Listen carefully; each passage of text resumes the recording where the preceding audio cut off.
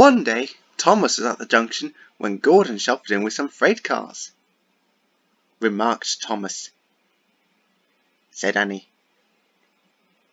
"Said Thomas," grumbled Gordon. Not long ago he had fallen into a dirty ditch. Thomas enjoyed teasing him about it. Before Gordon could answer, Thomas puffed away. Annie and Clarabel could hardly believe their ears. And to Thomas they said, but Thomas didn't care a bit.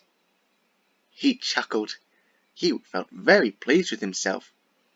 Annie and Clarabel were deeply shocked. They had great respect for Gordon the big engine.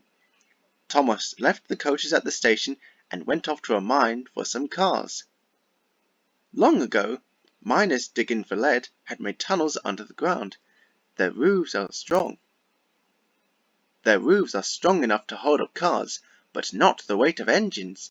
A large notice warns them not to enter the area. "Danger! Engines must not pass this board," thought Thomas. He had often tried to pass it, but it never succeeded. But this morning he had made a plan.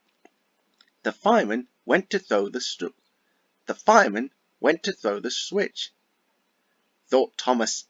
Bumping the cars fiercely, he jerked his driver off the footplate and followed them into the siding. "Yelled his driver," said Thomas. And he was.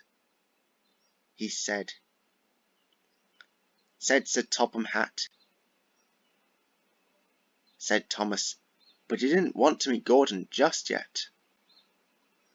Laughed Gordon. Strong cables were fastened between the two engines. It was a lot harder than they all thought. At last Thomas was free. Said Thomas. Replied Gordon. Huffed Thomas. Agreed Thomas. Rumbled Gordon. And buffer to buffer the Allies puffed home.